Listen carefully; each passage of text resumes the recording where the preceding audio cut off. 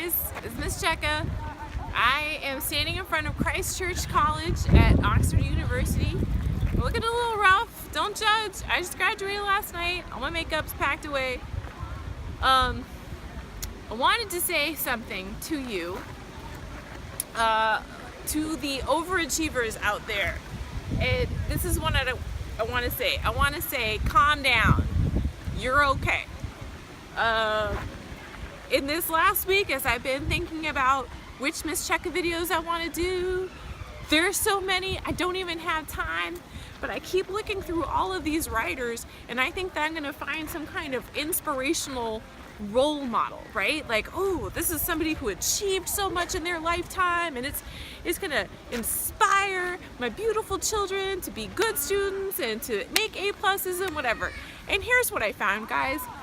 These people were a mess. These people were a mess. Percy Shelley went here, and then he got kicked out. Oscar Wilde went here, who I love, but he spent the whole time drinking too much and buying fancy clothes, then not paying his bills.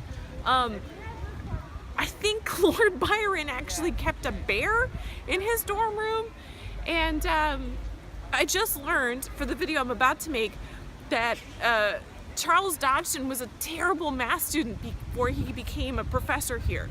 And yet all of these people were incredibly accomplished. And it gave me a little food for thought. You know, there's something very powerful about setting your sights on a goal, working hard towards it, achieving it. That's very laudable. There's something also very helpful in life if you are somebody who knows how to work a system, who knows when to show respect for authority, this sort of thing. But guys, there is also a lot to be said with being very passionate about what you feel passionate about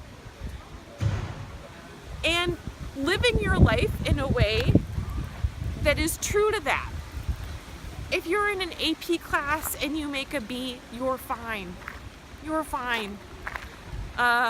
I feel like if Percy Shelley can get kicked out of Oxford and become one of the, and he was a jerk on top of everything else, and become one of the most famous poets that ever lived, you can handle a B. When I read about these guys' lives, and I know I'm mostly talking about guys here, but women too, who have accomplished great things, seeing this place makes me realize how much of their education and how much of their artistic life had to do with just talking to people, walking around, thinking, pursuing artistic things, pursuing their passions. They did not spend every waking minute thinking, am I perfect enough? Am I making high enough grades? You know, does everybody think I'm just this brilliant person? They didn't. They were very rebellious. They wrote really fascinating and wonderful stuff. So I am not saying to you, go make bad grades, go be a slacker, etc. I am saying to you, work hard, take the best classes you can, aim for going to a school like this where you can have this wonderful intellectual experience, but also keep in mind to have a life of accomplishment does not necessarily mean that you have a life where you are trying to be perfect every minute, if that makes sense.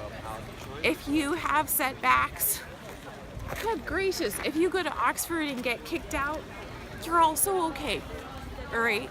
So find the thing that you're passionate about, find people who inspire you, hang out with them, read, think, walk around a lot. Don't flip out every time you have a setback, all right? Not the end of the world. I do expect that you're all gonna write brilliant poetry and books and movies, etc., that sort of thing, but you're okay, all right? That's it. That's all I want to say.